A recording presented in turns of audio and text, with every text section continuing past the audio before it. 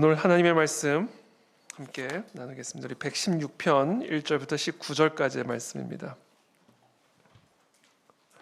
시편 116편 1절부터 19절까지의 말씀. 우리 1절부터 19절까지 우리 한 절씩 저 여러분들이 교독하겠습니다. 저부터 읽겠습니다. 여호와께서 내 음성과 내 간구를 들으심으로 내가 그를 사랑하는도다. 사망의 줄이 나를 두르고 수월의 고통이 내게 이르므로 내가 환난과 슬픔을 만났을 때에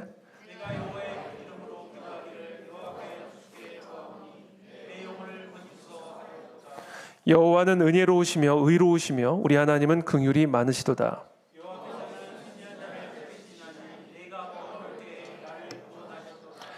내 영혼아 네 평안함으로 돌아갈지어다. 여호와께서 너를 후대하심이로다. 주께서 사망에서 내 눈을 눈물에서 내 발을 넘어짐에서 건지셨나이다. 내가 생명이 있는 땅에서 여호와 앞에 행하리로다. 내가 크게 고통을 당하였다고 말할 때에도 나는 믿었도다. 내가 놀라서 이르기를 모든 사람이 거짓말쟁이라 하였도다. 내게 주신 모든 은혜를 내가 여호와께 무엇으로 보답? 내가 구원의 잔을 들고 여호와의 이름을 부르며 여호와의 모든 백성 앞에서 나는 나의 서원을 여호와께 갚으리로다. 그의 경건한 자들의 죽음은 여호와께서 보시기에 귀중한 것이로다. 여호와여 나는 진실로 주의 종이요 주의 여종의 아들 곧 주의 종이라. 주께서 나의 결박을 푸셨나이다. 내가 주께 감사제를 드리고 여호와의 이름을 부르리이다. 여호와께 서원한 것을 그의 모든 백성이 보는 앞에서 내가 지키리로다. 함께 읽습니다. 예루살렘아 네 한가운데에서 곧 여호와의 성전 뜰에서 지키리로다. 할렐루야. 아멘.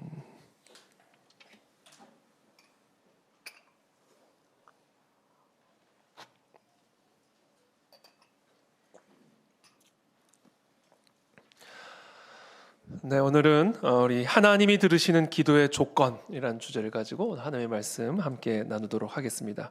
우리 1절 말씀 다시 한번 읽겠습니다. 시작. 여호와께서 내 음성과 내 간구를 들으심으로 내가 그를 사랑하는도다. 아멘. 오늘 우리가 함께 공부하게 될 이 시편 116편의 말씀은 이렇게 시작합니다. 내 음성과 내 간구를 들으심으로 내가 그를 사랑하는도다. 우리 하나님의 가장 중요한 본성, 말씀하시는 하나님이십니다. 하나님은 말씀하시는 분이십니다. 하나님의 말씀은 곧 하나님이십니다. 그렇죠? 빛이 있으라 하시니 빛이 생겨났습니다. 나사로야 나오너라 말씀하시니 죽은 나사로가 살아나 무덤 밖으로 걸어 나왔습니다. 하나님의 말씀은 곧 하나님이십니다. 그래서 우리가 그 하나님의 말씀을 들을 때 우리 안에 하나님이 들어오십니다.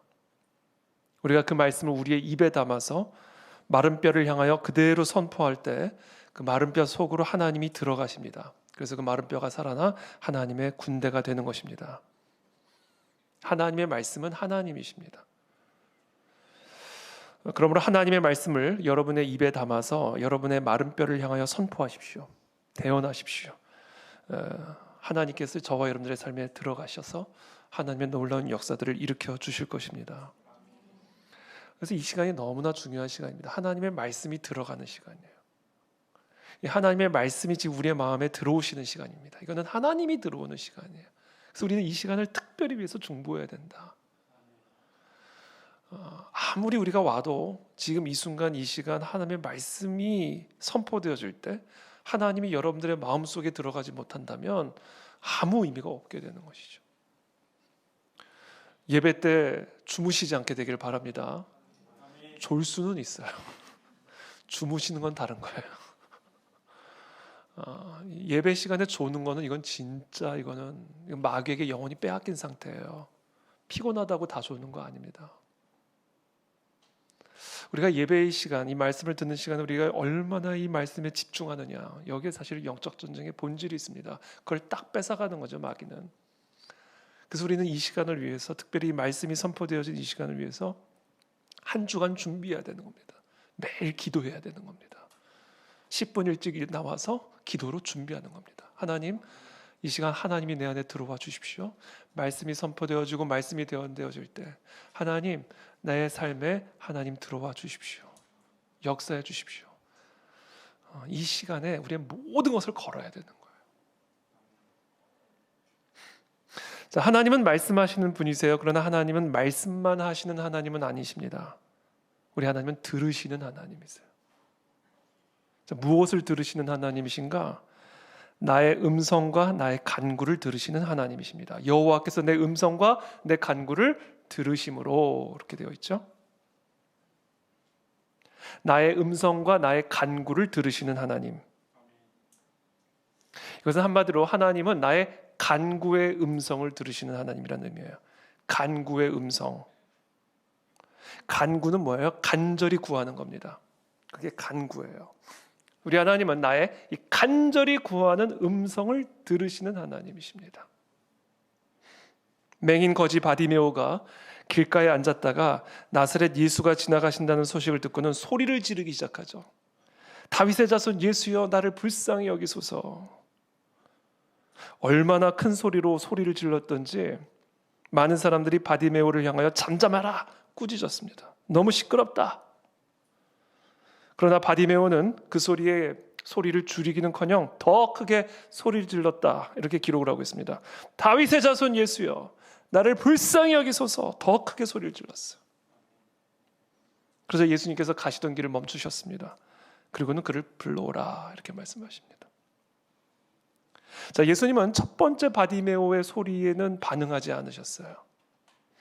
그러다 더 큰 소리로 소리를 지르자 가던 길을 멈추십니다. 그리고 그를 불러오라, 이렇게 말씀하십니다. 들으신 거예요. 처음 소리보다 두 번째 소리가 더 커서 들으셨을까요? 예수님은 큰 소리라고 더 잘 들으시고 작은 소리라고 잘 못 들으시는 분이 아니세요. 예수님은 그의 큰 소리 때문에 더 큰 소리로 소리를 질러서 들으신 게 아니에요. 여러분, 지금 그 자리에서 한두 사람이 예수님의 이름을 불렀겠냐고요? 얼마나 많은 사람들의 소음이 있었겠냐고요? 그러나 유독 예수님은 이 바디메오의 외치는 소리, 그것도 두 번째 더욱 크게 소리 지르는 그 소리에 가던 길을 멈추시고 그를 부르십니다. 예수님이 들으신 것은 그냥 단순한 바디메오의 큰 소리가 아니에요. 그 소리 안에 있는 간구, 그의 큰 소리 안에 담겨져 있는 그 간절함을 들으신 거예요. 하나님에게는 소리의 크기가 전혀 중요하지 않습니다. 하나님이 큰 소리는 더 잘 들으시고 작은 소리는 잘 듣지 못하시는 그런 분이 아니세요. 만약에 그렇다면 우리는 지금 당장 발성법부터 배워야 돼요. 하나님 들으시도록, 먼 보좌에 계신 하나님의 보좌까지 내 소리가 들리도록 발성법부터 아마 키워야 될 거예요. 우리 김민섭 집사님한테 우리 발성법 훈련 배워야 될 거예요. 성대 관리부터 해야 될 겁니다. 하나님에게는 소리의 크기가 전혀 중요하지 않아요. 소리가 주는 느낌이 중요합니다. 우리의 소리가 크든 작든 상관이 없어요. 그 소리 안에 우리의 간절함을 느끼실 때, 그걸 느끼실 때 귀가 열리십니다.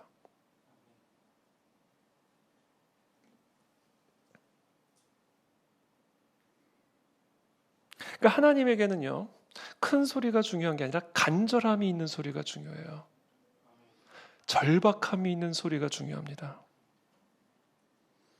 우리의 기도 소리가 개미 소리만큼 작은 소리를 할지라도 그 속에 절박함과 간절함이 묻어 있다면 하나님은 그 소리를 우레와 같이 큰 소리로 들으실 겁니다.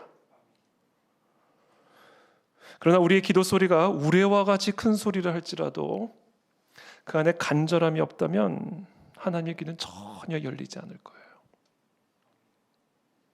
바리새인의 기도가 그런 기도였습니다.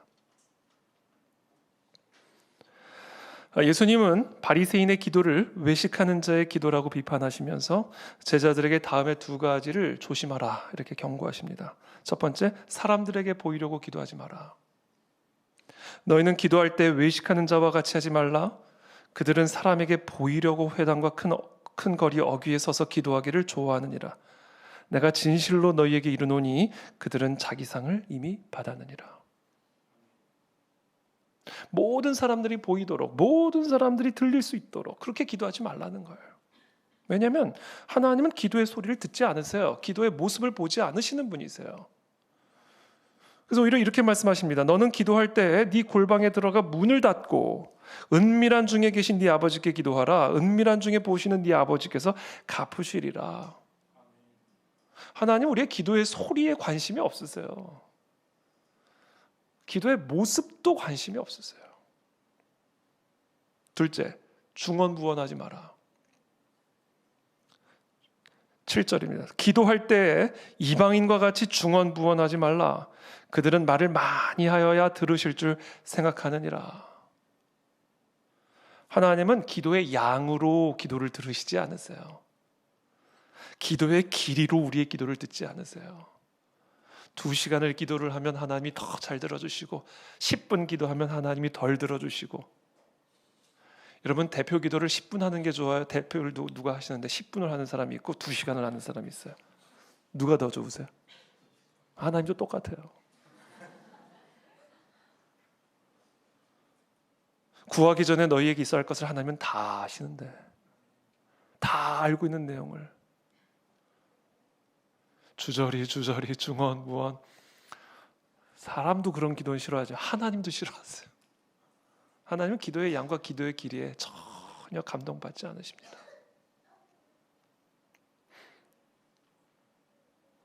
자, 그렇다면 하나님이 들으시는 기도는 어떤 기도인가? 개미 같은 소리로 1분을 드려도 그 안에 간절함이 묻어있는 기도를 하나님은 들으십니다.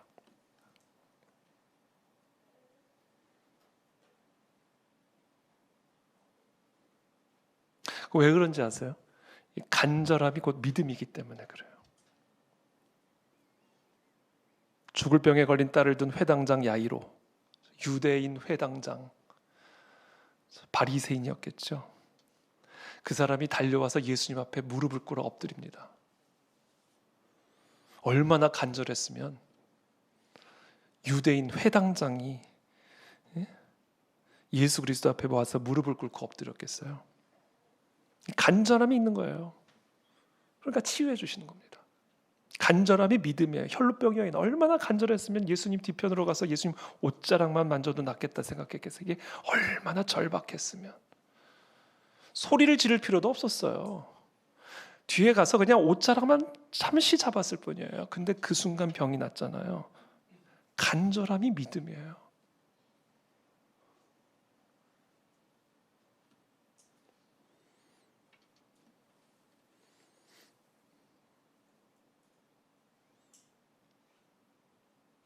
자, 하나님은 이와 같이 큰 기도도 아니요, 긴 기도도 아니요, 간절함이 있는 기도를 하나님은 들으십니다. 간절함이 느껴질 때 귀가 열리세요. 자, 그렇다면 하나님이 우리의 기도를 들으신다라는 사실을 어떻게 알 수 있을까요? 오늘 1절에 보면 여호와께서 내 음성과 내 간구를 들으심으로, 이 시편 기자는 이걸 어떻게 알 수 있었을까요? 하나님이 나의 기도를 들으시는 분이라는 사실을 이 시편 기자는 어떻게 알았을까요? 자신의 기도에 대한 하나님의 응답을 통해서 알게 된 겁니다. 기도의 응답을 받으니까 하나님이 나의 기도를 들으시는구나 알게 된 거예요.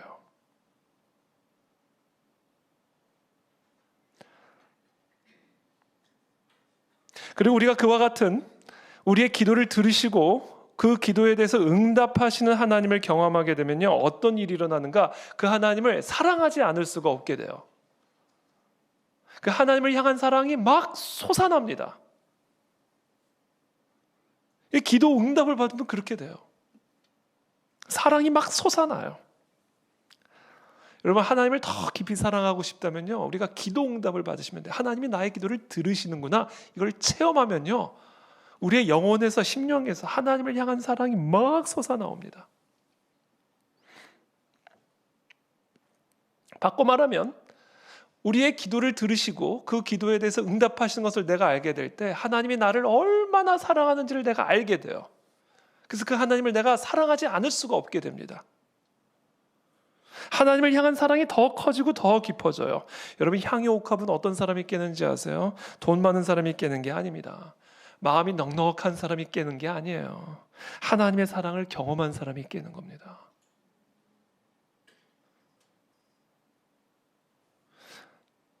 지금 1절에서 시편 기자는 그걸 고백하는 거예요. 여호와께서 내 음성과 내 간구를 들으신다는 사실을 내가 그 기도의 응답을 통해서 경험했다. 그래서 그 기도 응답을 통해서 하나님이 나를 얼마나 사랑하는지를 내가 알게 됐다. 그래서 나는 하나님을 너무 사랑한다. 그걸 고백하는 거예요. 자, 우리가 기도의 응답을 받게 되면 또 어떤 현상이 일어나는가? 2절 말씀 또 함께 읽겠습니다. 시작. 그의 귀를 내게 기울이셨으므로 내가 평생에 기도하리로다. 더 기도하고 싶어져요. 기도가 너무 재밌어져요. 기도의 응답을 경험하고, 그래서 하나님이 나를 얼마나 사랑하는지 알게 되고, 그래서 내가 그 하나님을 더 깊이 사랑하게 되면요, 더 기도하고 싶어져요. 기도가 의무가 아니라는 걸 알게 됩니다. 기도는 사랑이라는 걸 알게 됩니다. 그래서 지금 시편의 기자는 고백합니다. 그의 귀를 내게 기울이셨으므로, 그분이 나의 기도를 응답하여 주셨으므로 나는 평생에 더 기도할 것이다.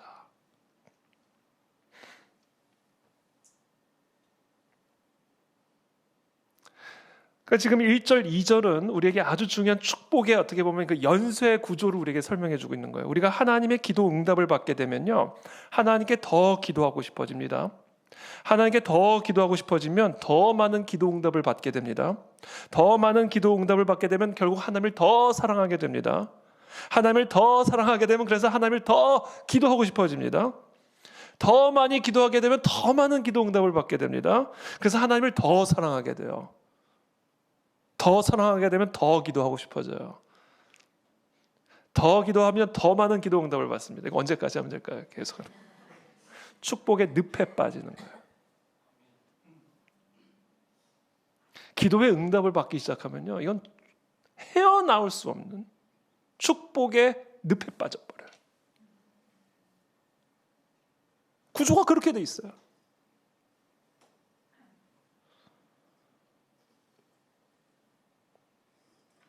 이 늪에 빠지기를 축복합니다.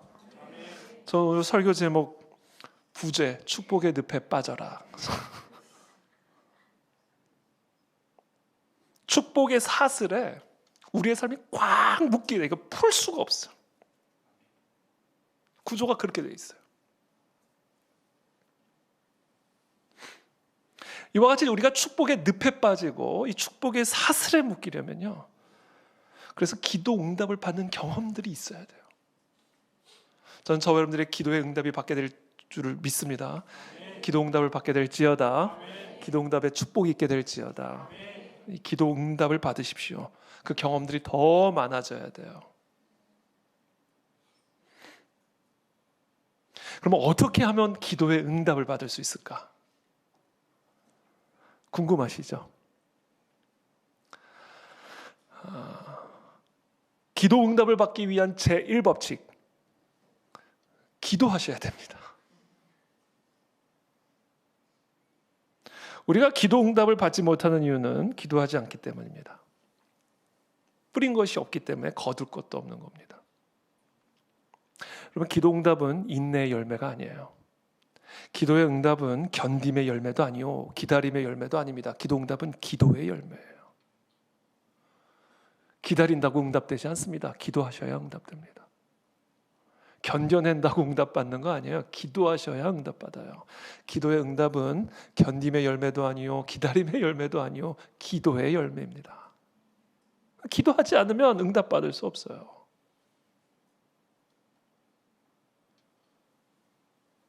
기도가 없어서 기도 응답이 없는 겁니다. 그러니까 결국 우리의 문제는 뭐예요? 기도해야 돼요. 뭐 어떻게 하면 기도할 수 있을까? 우리가 기도하기 위해서 반드시 필요한 게 있습니다. 3절 말씀 함께 읽겠습니다. 시작. 수월의 고통이 내게 이름으로 내가 환난과 슬픔을 만났을 때, 그렇죠? 바로 이때 우리는 기도하게 되는 거예요. 사망의 줄, 수월의 고통, 환난과 슬픔을 내가 만나게 될 때, 그때 비로소 굳게 닫혔던 우리의 기도의 입술이 열리기 시작해요. 한마디로 고난이 기도하지 않는 우리를 기도하게 만들어줍니다. 여러분들이 오늘 의사한테 가셔서 의사 선생님, 제가 진짜 기도하고 싶은데 기도가 안 돼요. 제가 기도하지 않는 병에 걸린 것 같아요. 옛날에는 새벽 기도에도 나왔고 금요 기도에도 나왔고 아침 큐티도 했고, 그런데 요즘은 통 기도가 안 돼요. 이 병을 어떻게 고칠 수 있죠? 그러면 이제 의사가 처방전을 써줍니다. 이 사람에게 고난을 처방해 주세요. 식후 3번씩 넉넉하게 한 10년 정도 먹을 수 있는 고난을 처방해 주세요. 추신, 먹다가 증상이 좋아지면 안 먹어도 됩니다.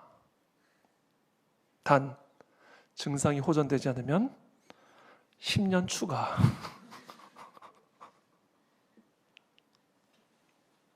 기도하지 않는 사람에겐 다른 약이 없습니다. 고난이 약이에요.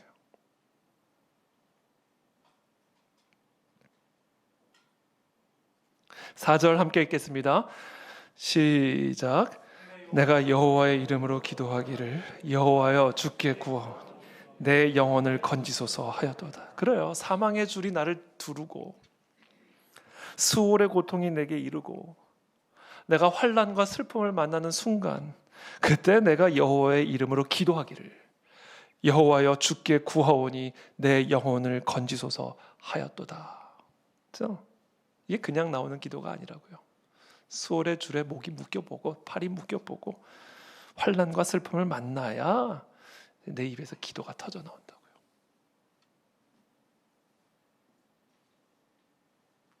그래서 4절에 아주 중요한 말씀을 합니다. 내가 여호와의 이름으로 기도하기를 여호와여 주께 구하오니. 이게 지금 이 시편 기자의 기도예요. 고난 속에서 이 시편 기자는 어떻게 기도하는가? 여호와여 주께 구하오니 내 영혼을 건지소서. 이 건지는 은혜와 능력이 어디 있다고요? 주께 있는 거예요. 오직 주님만이 나의 구원이십니다. 오직 주님만이 나의 도움이시요 주님만이 나의 피할 바위십니다. 나의 구원은 오직 주께 있습니다. 여러분, 주님이 나의 구원입니다와 주님만이 나의 구원입니다는 완전히 다른 기도입니다. 이 만, 우리의 기도에 이 만, 우리의 고백에 이 만이 있느냐 없느냐에 따라 고난이 10년 추가냐 10년 주냐 결정이 되는 거예요. 완전히 다른 얘기예요.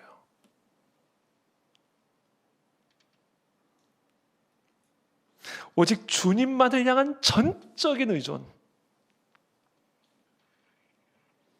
나의 구원이 주님께도 있고 여기에도 있고 저기에도 있고 오직 주님 외에는 다른 구원이 없습니다. 이 고백, 이게 간절함이에요. 우리가 개미 같은 소리로 기도를 하더라도 이 간절함이 있으면 그것은 우레같이 하나님의 귀에 들린다고요.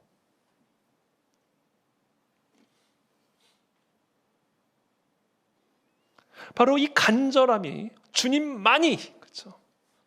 오직 주님께만 나의 구원이 있고 소망이 있고 건져냄이 있습니다라고 고백하는 이 간절함과 절박함, 이 간구의 음성이 바로 우리의 기도의 소리 안에 담겨져 있을 때, 우리의 기도의 소리를 통해서 하나님이 그것을 느낄 때, 그때 하나님의 귀가 열립니다. 그게 바로 하나님이 들으시는 기도의 조건입니다. 저는 오늘 저와 여러분들 그와 같은 절박함과 간절함이 일어나게 되기를 축복합니다. 그 간절함이 믿음이에요. 주님만이 왕이십니다. 그렇죠? 그러면서 5절에 이렇게 고백합니다. 또 5절 함께 읽겠습니다. 시작. 여호와는 은혜로우시며 의로우시며 우리 하나님은 긍휼이 많으시도다. 자, 우리 주님께 뭐가 있어요? 은혜가 있어요. 우리 주님께 의의가 있어요. 우리 주님께 긍휼이 있습니다. 그 소리는 수월의 고통 가운데 사망의 줄이 나를 두를 때, 환난과 슬픔을 만났을 때 오직 하나님께만 구하는 거예요. 왜냐하면 하나님에게만 은혜가 있고 의의가 있고 긍휼이 있기 때문입니다. 먼저 은혜입니다. 은혜. 하나님의 구원은, 하나님의 도우심은 우리의 어떤 행위나 공로에 근거한 구원이 아니에요. 그냥 구원을 베푸시는 하나님의 공로만을 의지해서 받게 되는 축복입니다. 그걸 받는 사람의 조건에 달린 게 아니에요. 주는 분에게 달린 거예요, 오로지. 그게 은혜예요. 그래서 우리가요, 기도할 때는요, 하나님께 기도할 때는요, 간절하게 기도할 때는요, 언제나 나를 보면 안 돼요. 절대로 나를 보면 안 됩니다. 나를 생각하면 안 돼요. 그 축복을 주시기로 약속하신 그 은혜로운 하나님만 바라야 돼요. 나를 보잖아요. 기도할 자신감이 사라져요. 응답을 받을 자신이 사라져요. 하나님이 나에게 구원을 베푸시는 게 아니라 회초리를 드실 것 같아요. 하나님이 내가 기도할 때 하나님의 귀를 막으실 것 같아요. 나를 생각하면 그래요. 하나님은 우리에게 은혜를 베푸시는 분이에요. 그렇기 때문에 우리는 절대로 우리 자신을 바라봐서는 안 됩니다. 그 은혜를 베푸시는 하나님의 그 은혜로우심만을 바라봐야 돼요. 예수 그리스도의 이름으로 기도하라라는 의미예요. 우리의 공로, 우리의 의의를 의지해서 하나님께 기도하는 게 아니에요. 우리의 모든 죄를 대속하신 예수 그리스도의 그 대속의 은혜를 의지해서 하나님께 기도하라는 거예요. 나의 의의를 바라보지 말라는 거예요. 그럼 기도할 자신이 사라져요. 기도 응답을 받을 확신도 사라집니다. 예수 그리스도를 바라보라는 거예요. 나의 모든 죄를 대신 담당하신 그 예수 그리스도를 바라보며 기도하라는 거예요. 그게 예수님의 이름으로 기도하라, 이 의미입니다. 두 번째, 공의. 하나님은 의로우신 분이에요. 하나님은 우리를 위해서 공의로운 재판을 행하시는 분이십니다. 그래서 하나님은 우리의 원수들을 반드시 보응하시고 우리의 눈물과 피해를 보상해 주시며 우리의 수고와 헌신의 상급을 주십니다. 왜? 우리 하나님은 의로운 분이시니까. 그러므로 우리의 헌신과 수고는 하나도 헛되지 않을 겁니다. 하나님의 자녀들에게 억울함이라는 것은 절대로 없을 거예요.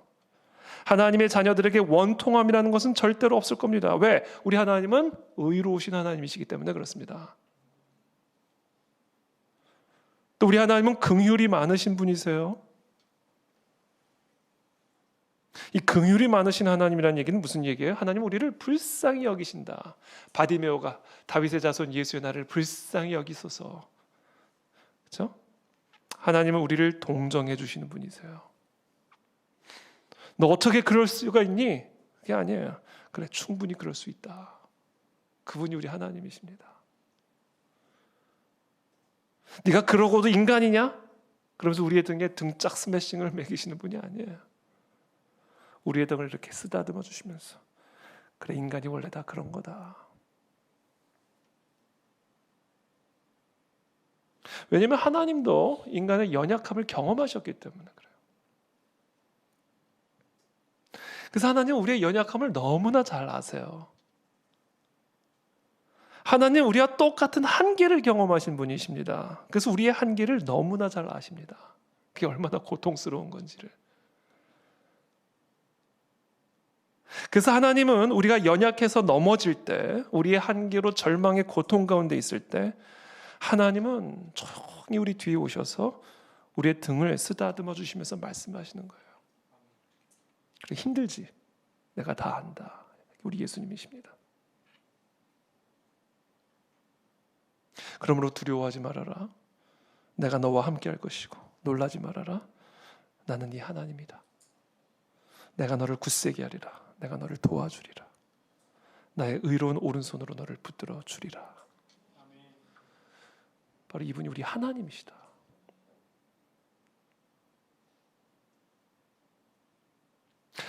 그래서 우리 하나님에게만 우리는 그래서 우리의 모든 도움이 있는 거예요.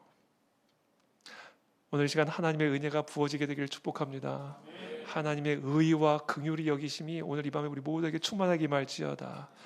위로와 소망을 품으시기를 축복합니다. 그럼 하나님은 어떤 사람에게 찾아가셔서 그와 같은 은혜와 의와 긍휼을 베풀어 주실까요? 6절 말씀 함께 읽겠습니다. 시작.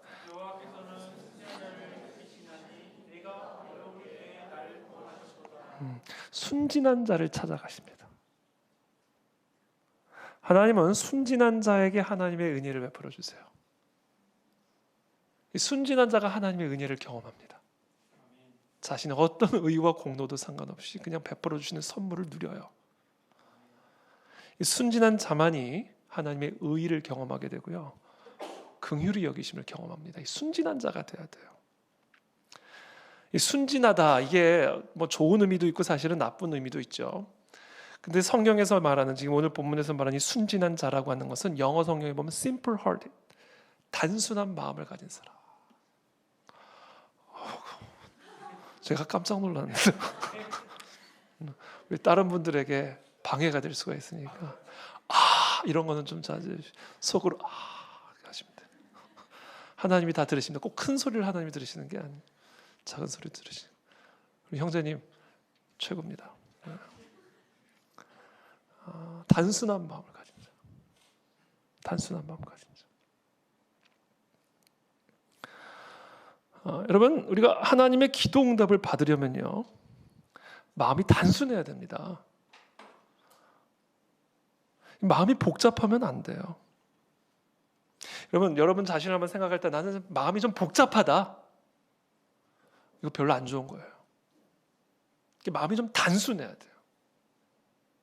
심플해야 돼요. 마음이. 예를 들면 말이 하나 들어왔다. 그럼 이게 막 복잡한 회로를 하면서 이제 이건 별로 안 좋은 거예요. 그냥 심플해야 돼요.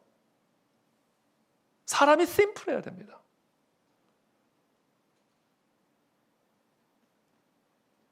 이 단순한 마음을 가진 사람을 하나님은 사랑하세요. 그리고 그와 같은 사람이 기도 응답을 받을 수 있는 사람입니다. 그럼 어떻게 하면 마음이 단순해질 수 있을까? 제가 오늘 방법을 가르쳐 드릴게요. 우리의 복잡한 마음, 마음이 복잡한 사람들이죠. 한번 들어가면 모든 게 다 막 얽히고 설키고 꼬여버려요.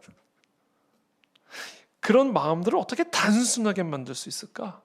하나님 말씀하시면 그냥 단순하게 믿고, 약속하시면 그냥 그걸 단순하게 그냥 받아들이고, 그냥 단순한 마음. 그런 마음을 가지려면 어떻게 해야 되는지 아세요?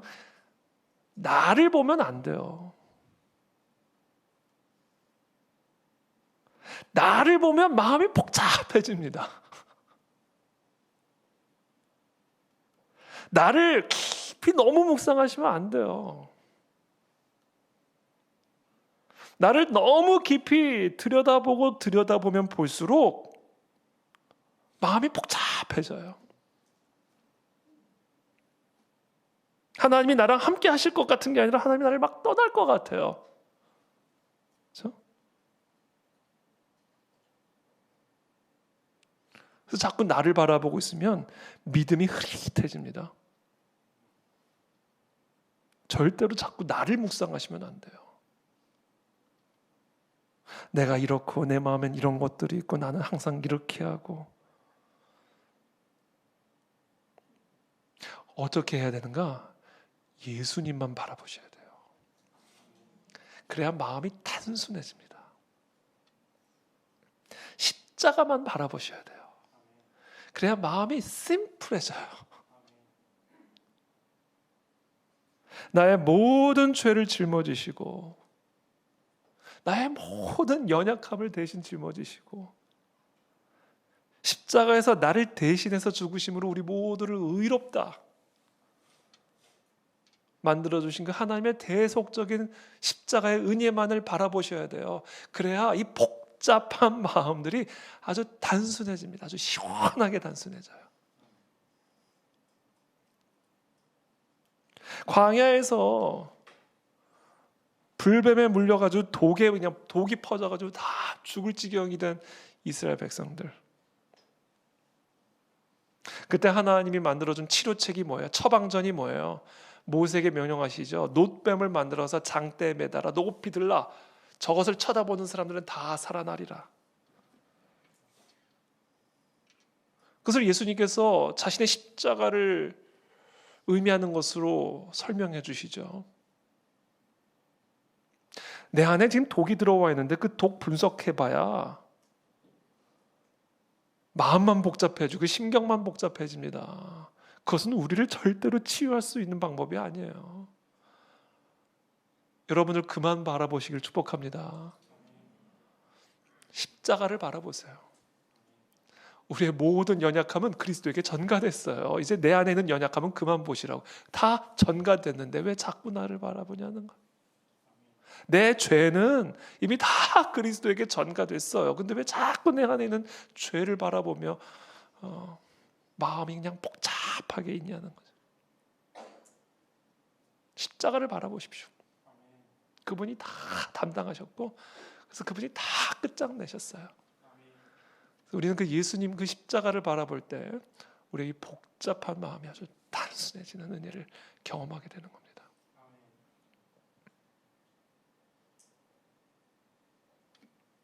예수님께서 즉시 제자들을 재촉하셔서 배를 타고 이제 건너편으로 먼저 가게 하십니다. 제자들 보고 먼저 가라 그러셔요. 그리고는 혼자 기도하시려고 산에 올라가십니다. 밤이 새도록 기도를 하셨어요. 근데 배는 이미 육지에서 술이나 떠나가지고 항해를 하고 있었어요. 바람이 막 불기 시작합니다. 물결로 말미암아 이 배가 뒤집힐 것 같은 위험에 처하게 됩니다. 그때 밤 사경에 새벽이죠. 예수님께서 바다 위를 걸어서 제자들에게 오십니다. 왜 그렇게 하셨을까요? 왜 바다 위를 걸어가셨을까요? 배편이 끊어졌기 때문에. 탈 배가 없었기 때문에. 여러분, 인간에게는요, 배편이 끊기면 모든 게 올스톱이에요. 그러나 예수님은 배편이 끊겼다고 갈 길을 못 가시는 분이 아니세요. 배가 없니? 그래, 걸어갈게. 걸어가시는 분이세요. 우리 하나님에게는 제한이라는 게 없어요. 한계라는 게 없어요. 어떤 장애도 어떤 방해도 하나님의 길을 막을 수 있는 건 없어요.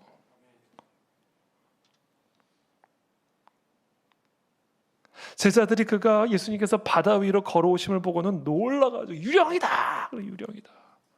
소리를 지릅니다. 그때 예수님 말씀하시죠. 안심하라. 난이 두려워 말라. 그때 또 베드로, 우리 베드로. 주여! 만일 주님이시거든 나를 명하사 물 위로 오라 하소서. 어떻게 이런 발상인가? 예수님이 물 위를 걷는 걸 보고 자기도 걷고 싶었던 거예요. 오라 하시니 베드로가 배에서 내려 물 위로 걸어서 예수께로 가되 바람을 보고 무서워 빠져가는지라. 이게 아주 중요한 말씀이죠. 물 위로 베드로가 걸었어요. 인류 유일합니다. 예수님 제외하고는 물 위를 거는 사람은 유일해요. 베드로가 예수님께로 물 위를 걸어서 갔어요. 이게 무슨 얘기예요? 예수님을 보면서 물 위를 걸어간 거예요. 예수께로 갔으니까. 그러니까 예수님을 바라보면서 갔단 말이에요.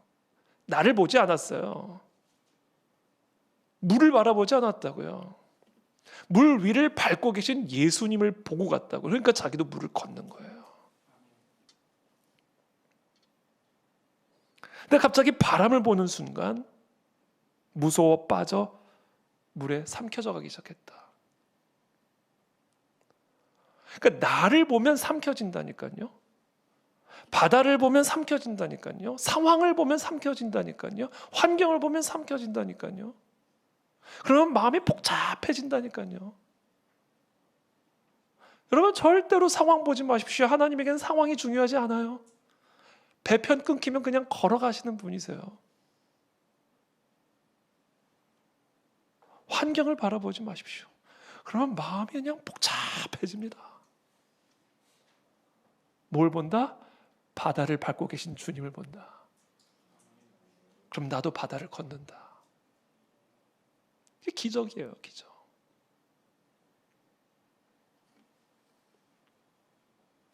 여러분, 이 세상 모든 게 다 예수님의 발 아래 있습니다.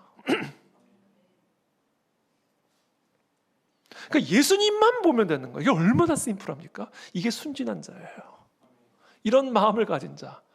아니 세상 모든 게 다 예수님 발 아래 있어요. 마귀까지도. 예? 그러니까 우리는 뭐만 하면 돼요? 예수님만 보면 돼요. 나를 볼 것도 없어요. 파도를 볼 것도 없다고요. 그러면 마음만 복잡해져요. 거기에 삼켜진다고요. 그런 사람은 절대로 하나님의 은혜와 의와 긍휼을 경험할 수가 없습니다. 순진한 자가 돼야 돼요. 마음을 단순하게 가진, 마음이 단순한 사람이 돼야 됩니다. 맹인거지 바디메오, 맹인이야 맹인. 두 눈이 볼 수가 없어요. 두 눈을 볼 수가 없어요. 길거리에 그냥 앉아 있었던 거예요. 그런데 갑자기 나사렛 예수가 오셨다는 소리를 들은 거예요. 귀는 열려 있었으니까.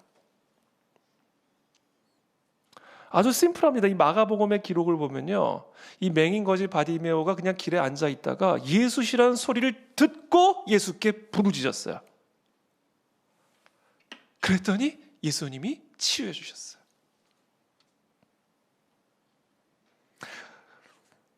와, 이게 이런 거구나. 아, 소경이 이제 아무것도 안 보이는 거예요. 그러니까 우리가 할 일은 이것만, 바디메오한테 배워야 될 거예요. 이 바디메오가 진짜 순진한 사람이에요. 순진한 사람의 전형이에요. 눈이 가려져 있으니까 귀가 열려 있어요. 아, 두 눈을 감고 나사렛 예수라는 소리만 듣고 그분에게 부르짖기만 하면 되는구나. 이게 심플이구나. 이게 심플. 이게 단순한 거구나. 이게 순진한 거구나. 모든 상황에 대해서 눈을 감고 나사렛 예수라는 소리만 듣고 그분에게 부르짖기만 하면 되는 거예요. 그럼 기적이 일어나는 겁니다. 아, 이와 같은 단순한 단계로까지 우리가 내려가야 된다. 이게 순진한 자다. 그래, 사람들은 그 순진한 자라는 것을 비아냥거리는 말로 할 수 있어요. 진짜 순진하다. 그런 상황에서 그러고 있냐. 진짜 순진하다. 비아냥거리는 말로 쓸 수는 있어요. 그러나 하나님은 그 순진한 자에게 하나님의 은혜와 긍휼과 의를 보여주신다. 그래서 제가 이번 주에 이 바디메오 말씀이 있었거든요. 큐티 말씀에. 제가 기도하면서 계속 훈련했어요. 잠깐 안경을 벗을게요. 충격받지 마세요. 이러고 기도했어요. 이러고 계속. 하나님, 저는 눈을 가립니다. 아무것도 보지 않습니다. 눈을 가립니다. 귀만 열립니다. 나사렛 예수라는 소리만 듣습니다. 그리고 예수님께 부르짖기만 합니다. 이거예요. 아, 그래서 기도를 눈 감고 하시는 거구나. 아, 좀 우리가 소경이 돼야 되겠다. 소경이. 너무 많은 걸 보니까 마음이 복잡한 거예요. 눈을 감아버려라. 하나님, 주님, 내 눈을 파가 주십시오. 소경이 되게 해주십시오. 그냥 나사렛 예수라는 소리만 듣고, 그분이 오셨다는 얘기만 듣고, 그분이 바다를 밟고 계신다는 이야기만 듣고 그냥 그분께 부르짖기만 해주십시오. 그게 순진한 자입니다.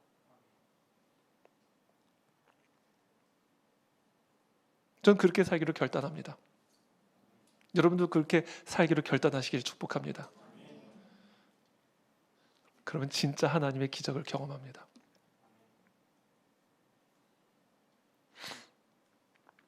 7절부터 9절 다 함께 읽겠습니다. 시작.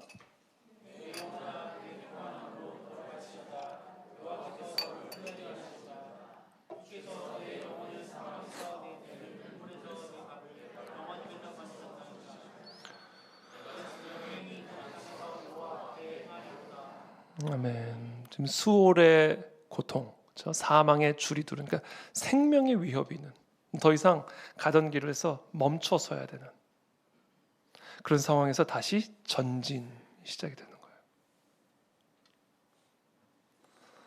다 끝났다. 수월의 고통, 사망의 줄이 나를 두르고 있으니 이제 모든 것은 stop, all stop. 그랬던 이 시편의 기자가 순진하게 기도할 때, 절박함을 가지고, 그렇죠, 두 눈 감고 아무것도 안 보고 그냥 바다를 밟고 계신 예수님이 오셨다는 소리 듣고 그냥 그분에게만 부르짖는 거예요. 그냥 이렇게 순진하게 나간 거예요. 그랬더니 다시 전진.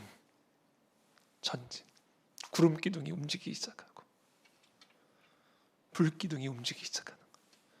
모든 게 올스톱이었는데 다시 전진이 시작이 되는 겁니다. 전 저와 여러분들의 삶에 그와 같은 전진이 시작될 줄로 믿습니다. 순진한 자가 되셔야 돼요. 바디메오가 되셔야 됩니다. 그래야 전진이 시작이 됩니다. 마음이 복잡하면 그 복잡한 마음이 내 두 발 다 묶어버려가지고 한 발자국도 전진 못하게 만듭니다.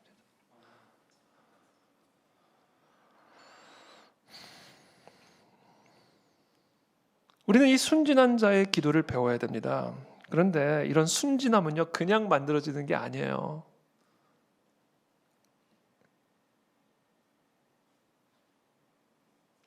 이게 다 훈련을 통해서 그렇게 되는 겁니다. 파도가 치는데 파도에 대해서 눈 감는 훈련. 배편은 끊어졌고 건너가야 할 바다는 있는데 그 모든 상황에 대해서 눈 감는 훈련.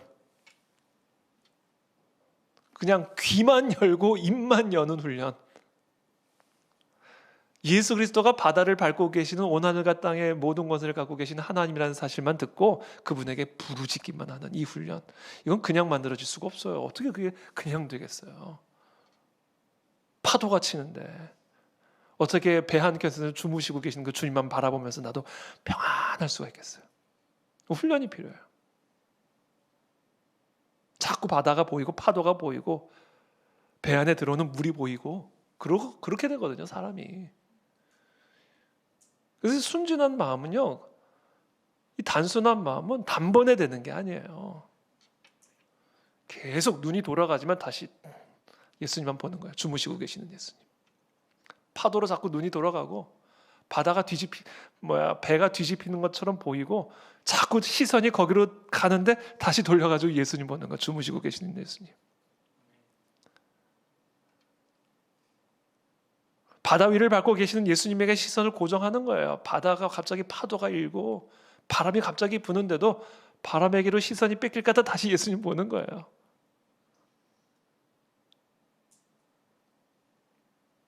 훈련이 필요한 겁니다. 훈련. 연단이 필요하다. 그것을 통해서 우리의 복잡한 마음이 아주 심플한 마음으로 연단되어집니다. 그때 우리가 바디메오가 되는 거예요. 바디메오. 난 바디메오를 너무 사랑하게 됐어요, 이번에. 제 영어 이름이 원래 그 요셉인데 저 바디메오로 지금 바꿀까 지금 생각 중이에요. 바디메오. 너무 사랑해 바디메오. 바디메오가 되고 싶어요.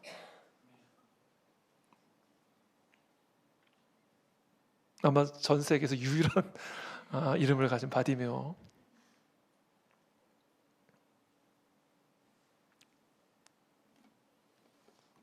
자기가 어떻게 훈련하는지 10절부터 우리에게 가르쳐 줍니다. 우리 10절 말씀 함께 읽겠습니다. 시작.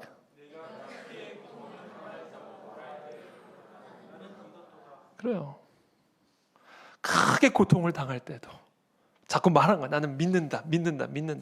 나는 눈 감고 귀만 열고 주님께 부르짖기만 한다. 말씀 듣고 부르짖기만 한다. 약속 듣고 부르짖기만 한다. 나 눈 다 감는다. 소경이 된다. 눈 다 파버린다. 귀만 열고 입만 연다 이거예요.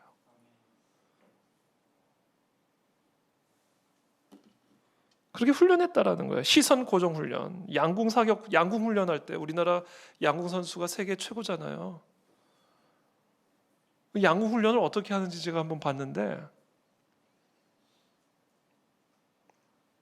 양궁 훈련을요 일부러 우리 영화 세트장에서 이렇게 비 내리게 할 때 그런 기계를 가져다가요 폭우를 내리게 하는 데서 양궁 훈련.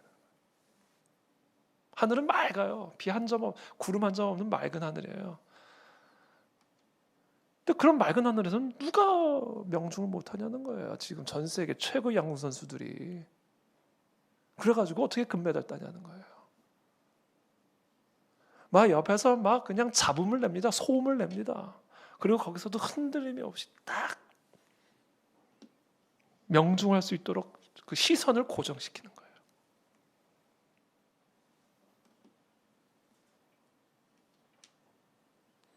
어떤 상황에서도 상황을 바라보지 않는 훈련이 필요합니다. 어떤 상황에서도 나를 바라보지 않는 훈련이 필요합니다. 어떤 상황에서도 사람을 바라보지 않는 훈련이 필요해요. 그리고 그냥 단순하게 주님이 오셨다, 그분에게 부르짖으면 산다, 그 훈련이 필요한 거예요.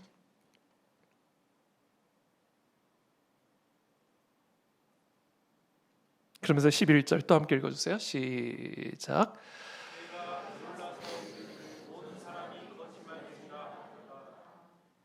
이게 무슨 얘기냐면 내가 놀라서, 이게 두려워서 놀랐을 때예요.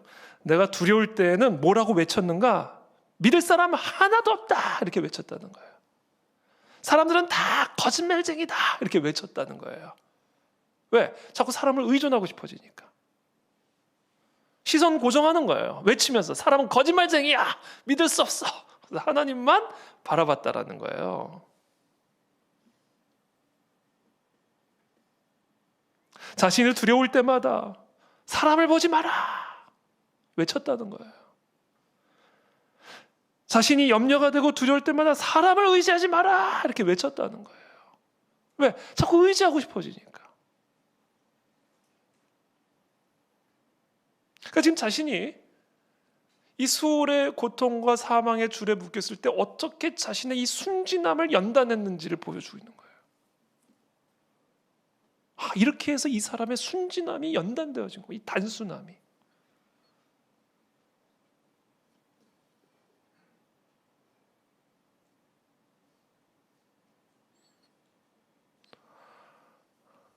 여러분, 이거를 우리가 훈련받아야 됩니다. 여러분, 우리가 환난 가운데 있을 때, 고통 가운데 있을 때 부모도 믿지 마십시오.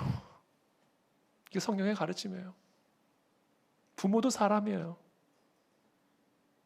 자식도 믿지 마십시오. 의지하지 마십시오. 배우자도 의지하지 마십시오. 목사도 믿지 마십시오. 하나님만 바라보십시오. 시선이 하나님에게만 고정이 되어 있어요.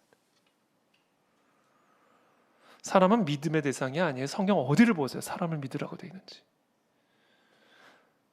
사람은 사랑의 대상이에요. 사람을 의지하려니까 복잡해지는 겁니다. 사람은 무조건 사랑하는 대상이다, 의지하는 대상이 아니다.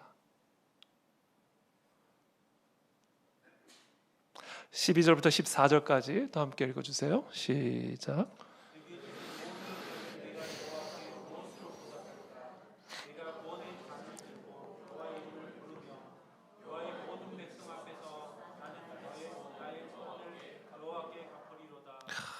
기도응답을 받은 거예요. 그러니까 이런 연단을 통해서 기도응답을 받는 겁니다.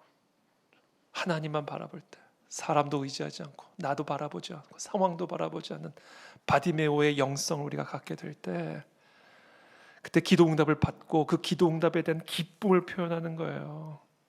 내가 여호와께 무엇으로 보답할까? 기도응답을 받게 되면 우리가 하나님을 위해서 뭔가를 하고 싶어져요. 이거 보답하고 싶어져요. 왜? 받은 은혜가 너무 크니까. 하나님을 위해서 나도 뭔가를 해드리고 싶어진다고요. 이게 은혜 받은 사람의 특징이에요. 하나님의 은혜를 경험한 사람은요, 하나님을 위해서 뭐라도 해드리고 싶어져요. 내가 구원의 잔을 들고 여호와의 이름을 부르며 여호와의 모든 백성 앞에서 나는 나의 서원을 여호와께 갚으리로다.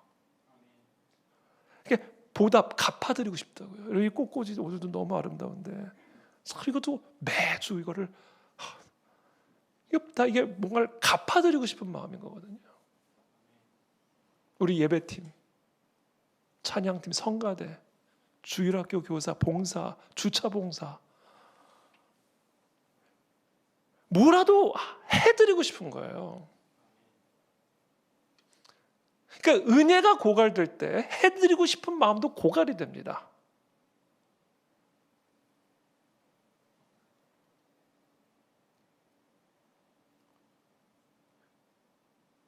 별로 안 좋은 사인이에요.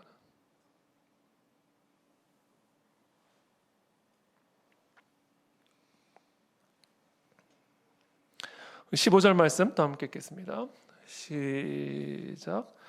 그의 경건한 자들의 죽음은 여호와께서 보시기에 귀중한 것이라. 우리가 하나님의 은혜를 받게 되면요, 나 죽을 때까지 하나님만 신뢰할래. 그렇게 하나님을 신뢰하다 난 죽어도 좋아. 이런 고백이 나오게 되는 거예요. 죽음이 안 두려워지는 거예요. 그래서 내가 하나님만 신뢰하다가 죽어야 되면 난 죽을래. 죽더라도 난 신뢰하다 죽을래. 이제 이런 고백이 나온다는 거죠. 이게 단순한 마음이에요. 하나님께 모든 게 다 있으니까. 그 하나님을 신뢰하다 망해? 그럼 망할래 그냥. 심플하잖아요. 복잡할 거 하나도 없다니까요. 망하면 되고요. 죽으면 돼요. 뭐 복잡한 게 있어요. 사람이 다 안 망하려고 하니까 복잡해지는 거예요. 살려고 그러니까 그냥 복잡해. 나 하나님만 신뢰할래. 그렇게 하나님만 신뢰하다가 죽어야 돼. 그럼 나 그냥 죽으면 되지. 하나님만 신뢰하다 망해야 돼. 그럼 망하면 되는 거지 뭐. 얼마나 심플합니까? 그게 순진한 사람이에요. 뭘 망하는 게 그렇게 두려워요? 하나님만 신뢰하는데. 뭐 죽는 게 그렇게 무서워요? 하나님만 신뢰하는데. 하나님, 온 하늘과 땅의 모든 것을 갖고 계신 영원하신 하나님만 신뢰하는데. 그러니까 이 순진함이라는 게 어느 정도로까지 순진함이냐면 죽음이 아무것도 아니고 망하는 것도 아무것도 아닌 게 돼버려요. 그 정도의 순진함이에요. 하나님을 신뢰하는 거는요, 그 수준의 순진함을 우리에게 가져다 줘요.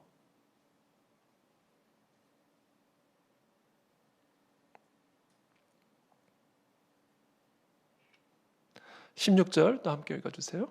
시작.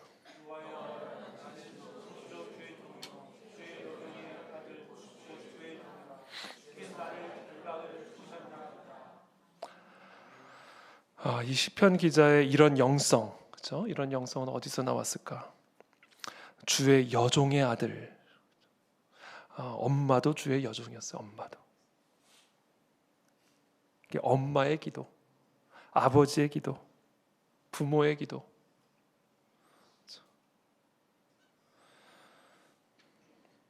여러분, 우리 자녀들을 위해서 우리가 기도할 때 우리의 자녀들이 이런 영성을 가진 사람이 됩니다. 한나가 그런 어머니였죠. 마음이 괴로워가지고 여호와께 기도하고 통곡하죠. 소리도 안 냈어요. 입술만 움직였어요. 그러니까 그 엘리 제사장이 술 취했다고 생각했어요. 소리가 없었다니까요. 입만 그냥 너무 괴로우니까. 소리도 없이 그냥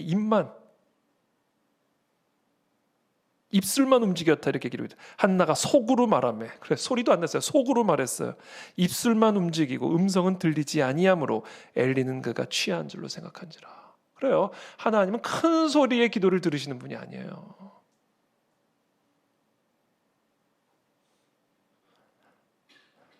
나는 마음이 슬픈 여자라. 포도주나 독주를 마신 것이 아니요 여호와 앞에 내 심정을 통한 것뿐이오니. 이 한나의 기도, 이 사무엘의 어머니 한나의 기도 안에는요, 말할 수 없는 간절함과 절박함이 있었고요. 그리고 그런 간절함과 절박함은 그냥 나온 게 아니에요. 마음의 격분, 괴로움과 고통, 여기서부터 이 절박함이 묻어져 나오고 그 절박함이 하나님의 귀를 여신 거예요. 엘리가 축복하죠. 가라, 이스라엘 하나님이 네가 기도하여 구한 것을 허락하시기를 원하노라. 저는 오늘 이 한나의 기도, 그것이 저와 여러분들의 기도가 되기를 축복합니다. 그런 기도로 우리의 자녀들을 위해서 기도하시기를 축복합니다. 그럼 우리 자녀는 사무엘이 됩니다. 지금 현재의 모습으로 자녀의 운명을 결정짓지 마세요.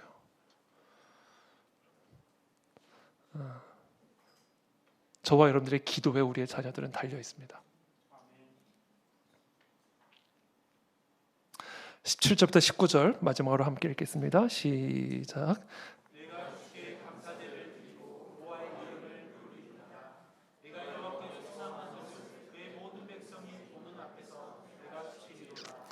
예루살렘아, 네 한가운데에서 곧 여호와의 성전 뜰에서 지키리로다. 할렐루야.